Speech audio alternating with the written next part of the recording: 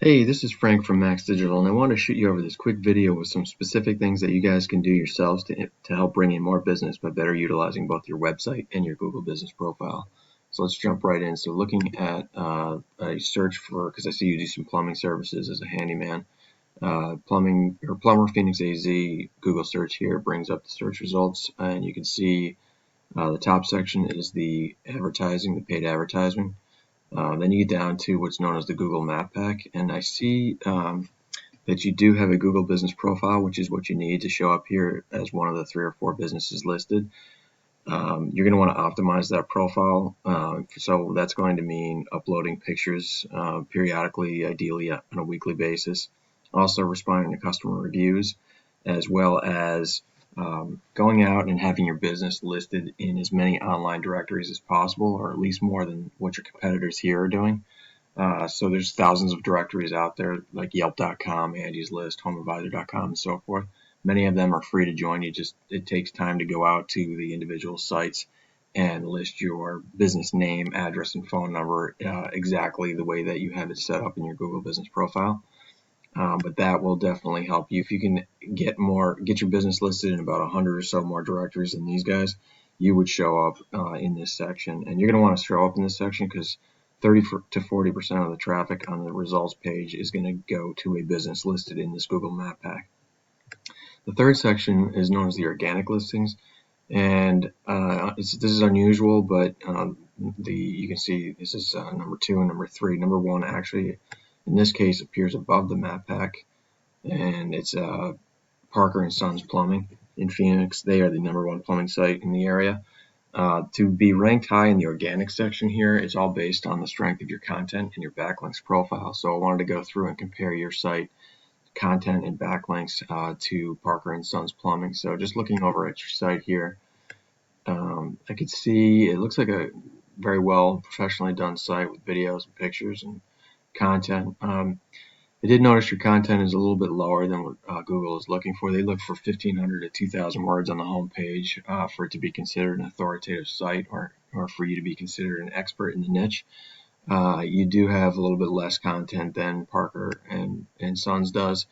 The other thing about the content, aside from the number of words per page, that you're going to want to pay attention to is the local buyer intent keywords. You want your keyword phrases, which are just the phrases that you want your business to be found for, to be local buyer intent keyword phrases, which means that the phrase references both the service you provide and the location you provide those services in. So, for example, I think you do plumbing and electrical work, handyman services. You're going to want that to say Handyman Phoenix or Plumber Phoenix or Plumber Tucson or Scottsdale, I guess it is, that you also service. So I use a tool called Ahrefs to analyze the different websites that I look at, and this will tell me that you're currently ranking for 1,600 keywords. And so when I click into that to see what the 1,600 keywords are and the phrases, you can see here that it brings up a list of the different keyword phrases that you have embedded into your content. And you can see that, so here's a local buyer intent keyword because it references the service and the location. And you can see this is the position column. So you are currently ranking 11th for the organic listing. And that search phrase is searched 400 times. This is the volume column, 400 times per month for that search phrase. So you would also want to, if you got Scottsdale Handyman embedded into your content, you would also want to make sure you have, here you go, Handyman Scottsdale AZ is another way that somebody might enter their keyword phrase into the search bar if they were looking for a handyman in the Scottsdale area. So there'll be different ways that people type it into the search box. And here's Handyman Scottsdale. I think the other one says Scottsdale Handyman. So yeah, there's different variations, and you can see you're ranking 12th for this one, another 400 searches per month. So you want to embed those local buyer intent keywords into your content at a fairly dense or populated or frequent rate, because Google's going to be looking to see who's got those phrases embedded in there when they return the search results. So let's look over at Parker and Sons and their keywords. You can see here if you click on this, so this is their site, and this is their back site. it's kind of like a sub page of their Parker and Sons main page. But on the sub page, they're ranking for 186 keywords, and clicking into that, seeing what they're ranking for, you're going to see that they have a significant number of different variations for how somebody might search for a plumber in Phoenix.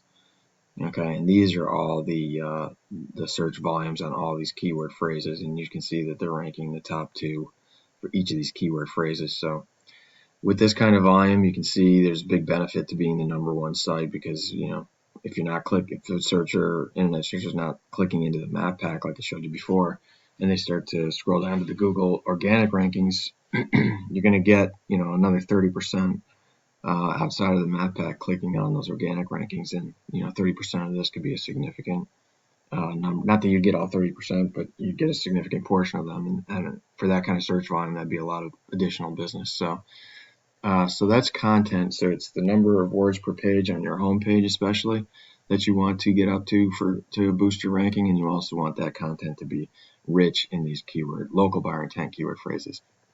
The other thing I wanted to show you was backlinks. Backlinks are just links from other websites over to yours, and they just provide legitimacy in Google's eyes because they act as an endorsement of your site. So you want to, because Google's a popularity contest, you want to have more backlinks than your competitor has. And you can see here that you have 473 backlinks from 107 referring domains. They have 36 backlinks from 12 referring domains. And that's on their sub page. So you can see the other thing, aside from the quantity of backlinks that matters, is the quality of backlinks. Some backlinks are more spammy, some are more authoritative. So you're going to want to get backlinks that are of high quality, and you can tell what ones are high quality because every site is given a DR and a UR score. This is your trust and strength score with Google.